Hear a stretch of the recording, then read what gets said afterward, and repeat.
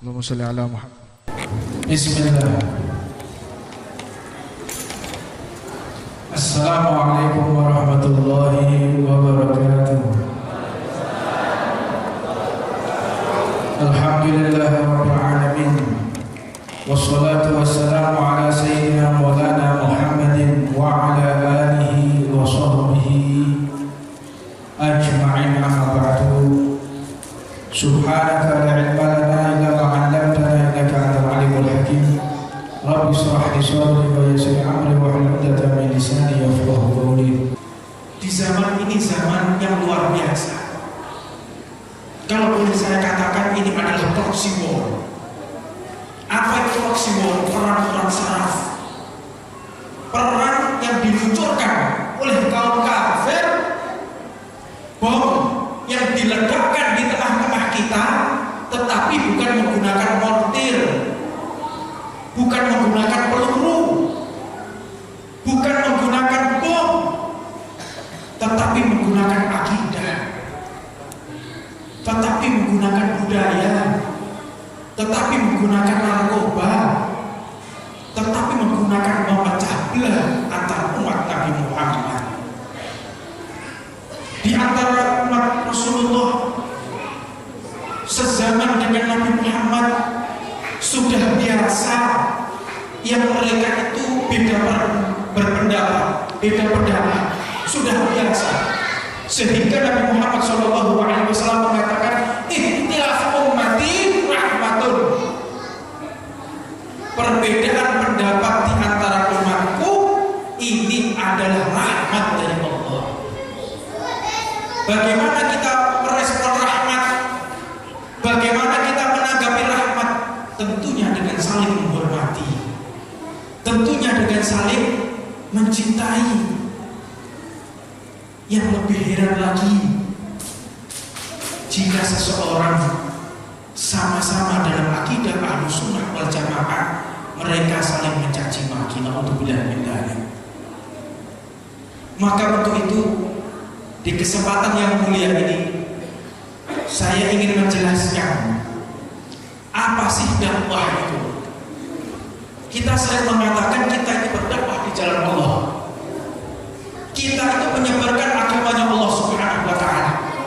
Tapi kadang kita tidak tahu apa itu dakwah. Bukan tanafus. Dakwah itu bukan saing-saingan. Dakwah itu bukan saling menjatuhkan. Dakwah itu bukan saling mencaci maki. Dakwah itu membina, bukan menghina. Dakwah itu membina, bukan menghina.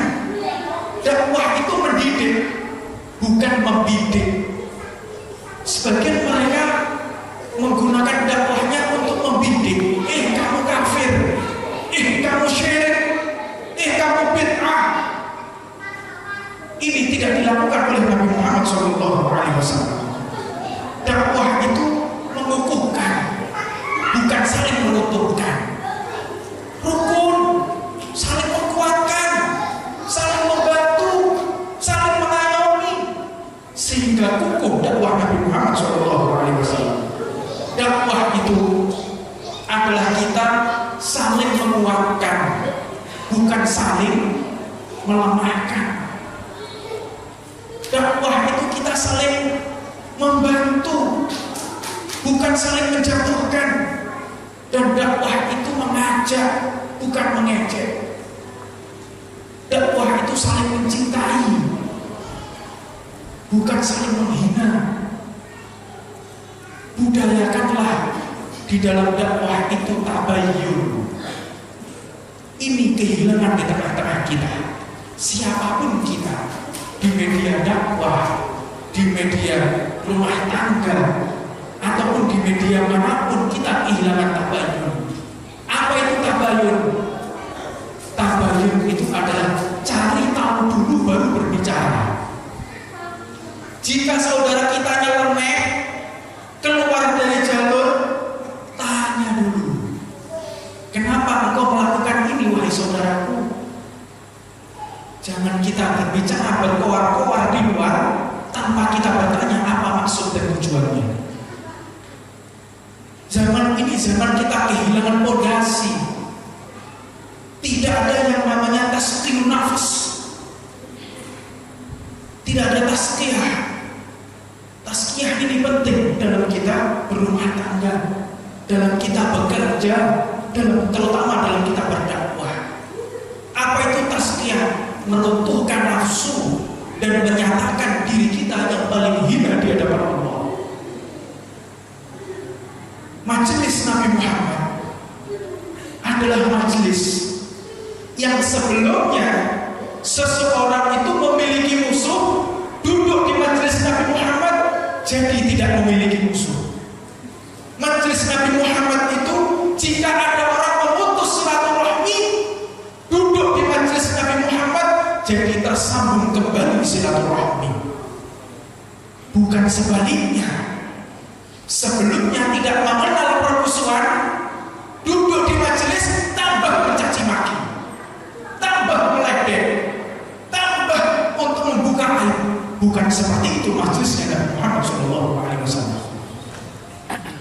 Semakin kita menambahkan ilmu, semakin tumbuh cinta di hati kita. Semakin kita dekat kepada Allah, semakin kita ingin saudara kita lebih maju daripada kita. Itu program dakwah. Makanya tazkiyatun nafas ini penting. Banyak seseorang ini berdakwah yang dia tidak tahu tazkiyah. Sehingga bagaimana dakwahnya? Dakwahnya memprovokasi umat. Dakwahnya mengajak memusuhi pemerintahan.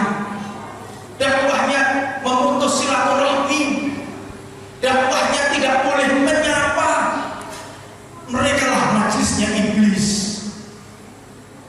Majelis yang mengajak memutus silaturahmi, majelis yang mengajak untuk saling menghina, majelis yang mengajak untuk berburuk sangka. Beda dengan majelis warisan Nabi Muhammad SAW. Mereka mengajak rahmat, mereka mengajak saling mencintai, mereka mengajak saling menghormati, bahkan mereka menempatkan dirinya yang paling bawah. Al-Habib Ali Zainal Abidin, guru saya, beliau yang saat ini dakwah di Eropa, beliau di seluruh mancanegara, kemana-mana beliau sampai dikatakan, wahai Habib Ali, engkau ini di pondok cuma sebentar, mengabdi kepada gurumu cuma sebentar, tapi dakwahmu di seluruh dunia. Ilmumu dibuat manfaat oleh Allah, ilmumu difungsikan dengan baik oleh Allah, sehingga sedikit yang kau miliki dapat menyebar di seluruh buminya Allah. Apa rahasia? Al-Fakir tanya kepada beliau, apa rahasianya? Beliau mengatakan, ketika aku berdakwah di jalan Allah, aku lebih mengutamakan orang lain daripada diriku. Kalau ada mubalik lain, aku sodorkan dia, baru aku yang di belakang. Kalau ada orang yang memiliki majelis lain, itu yang lebih aku tonjolkan daripada majelisku. Jika ada majelis orang lain itu buruk, aku mencoba untuk menutupi aibnya, bukan mengubah aib. Kita kehilangan ini di tengah dakwah di jalan Allah Subhanahu wa Ta'ala. Untuk itu, marilah kita bertabayun, gunakan budaya tabayun. Tanya dulu baru ngomong. Jangan menyebarkan omongan yang kita tidak tahu, baru kita untuk cek dan reject. Hati-hati. Iya kalau benar, kalau tidak. Adapun benar termasuk ghibah, adapun tidak benar adalah fitnah.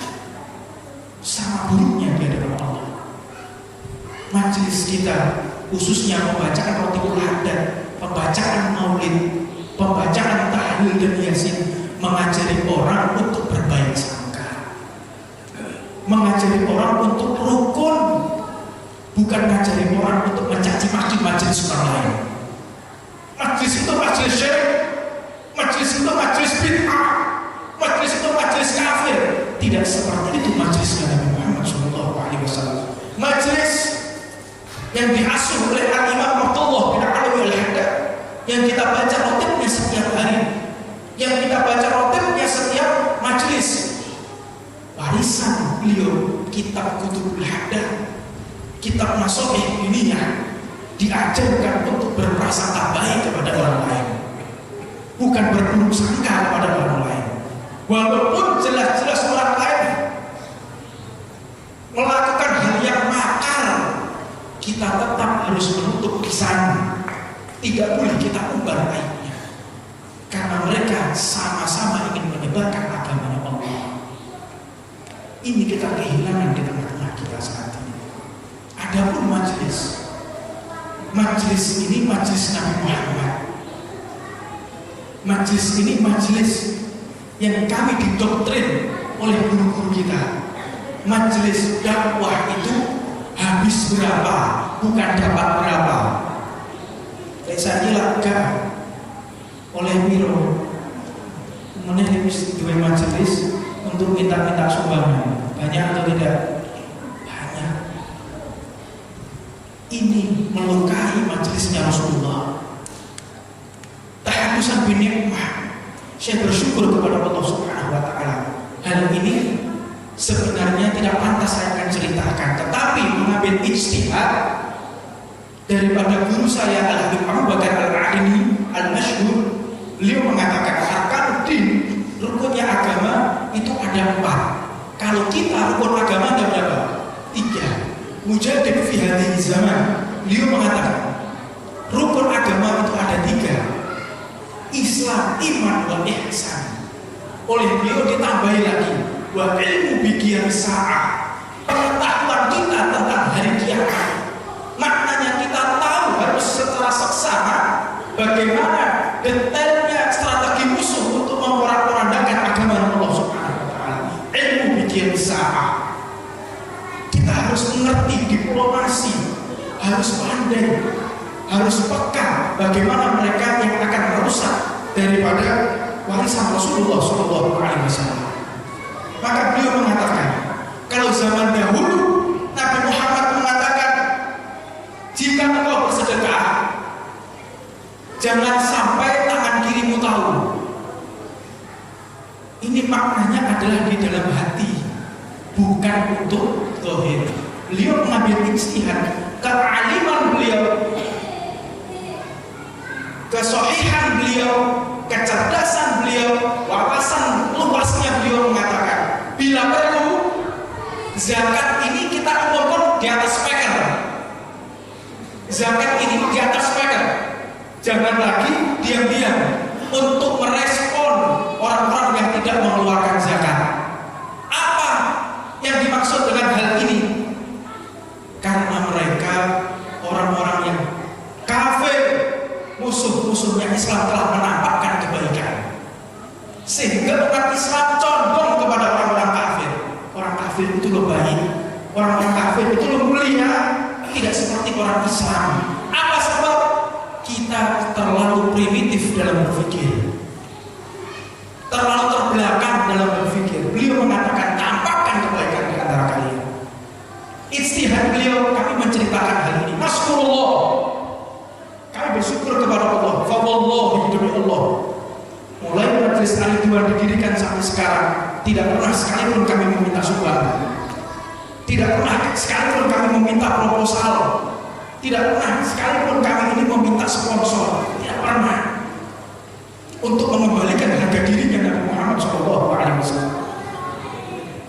Kita bersyukur kepada Allah memiliki Nabi yang benar-benar wahab, 3 hari 3 malam tidak memakan sesuatu apapun untuk menjaga harga diri. Kita di majelis Al-Ridwan mencoba meniru bagaimana perjuangan Nabi Muhammad SAW. Bersyukur kita, walaupun kita dekat dengan pemerintahan, walaupun kita dekat dengan para pejabat, tidak sekalipun kita pernah meminta kepada mereka, tidak pernah sekalipun kita mengemis kepada mereka. Karena dimanapun kita berdakwah adalah sesuatu kewajiban yang harus dimasuki. Habib Umar bin Hafid beliau mengatakan, jangan jauhi pemerintahan, mereka terangkul. Makanya saya kurang bersependapat jika seorang mengatakan kita harus jauhi pemerintah. Jangan, rangkul mereka. Perusahaan-perusahaan harus kita masuki, harus kita dakwahi, bukan untuk meminta-minta. Yang dimaksud jangan dekati untuk meminta, tetapi untuk menyebarkan agama Allah walau bisin, walau di negeri Cina. Sebarkan agama Allah, tuntutlah ilmu sampai di negeri Cina. Maknanya bukan kita untuk belajar kepada Cina, bukan, tetapi ajarkanlah agama ini sampai ke Cina. Jangan salah paham. Bukan kita betul berilmu walau bisin, tuntutlah ilmu sampai ke negeri Cina. Tidak untuk kita mengambil ilmu dari mereka, tapi ajarkanlah siapa Nabi Muhammad kepada orang-orang Cina. Ini yang diajarkan oleh Rasulullah SAW. Apa yang dimaksud Cina? Makan baik, tempat yang jauh, nun jauh di sana. Itu yang dimaksud. Ajarkanlah budaya-budaya Rasulullah SAW. Dan agama ini terlalu sempit kalau kita berbicara tentang masalah bid'ah. Ini dikasih waktu sampai jam berapa ya? Ini kayaknya sudah malam, kita cukup ya. Lanjut apa enggak? Kak kompak, kak semangat ini. Lanjut ya. Terus gak parkir. Terus. Agama ini agama yang terlalu sempit. Kita berbicara masalah bid'ah syirik. Terlalu sempit. Kalau orang di majelis berbicara tentang masalah bid'ah dan syirik, ini orang primitif ini kayak begitu. Ini orang ketinggalan zaman ini. Permasalahan bid'ah syirik ini sudah dibahas sejak 600 tahun yang lalu. Para ulama ijtima, para ulama berkumpul, para ulama bertabayun. Mereka membahas ini tidak sambatil amwat, membahas tentang masalah bagaimana berziarah kubur. Ini sudah 600 tahun yang lalu. Makanya kalau ada orang-orang ini bid'ah, ini syirik, ini primitif kayak gitu. Ini zaman sains, zaman teknologi. Tidak sesempit itu dunia Islam. Dunia Islam ini bisa menjangkau segala teknologi yang ada di dunia.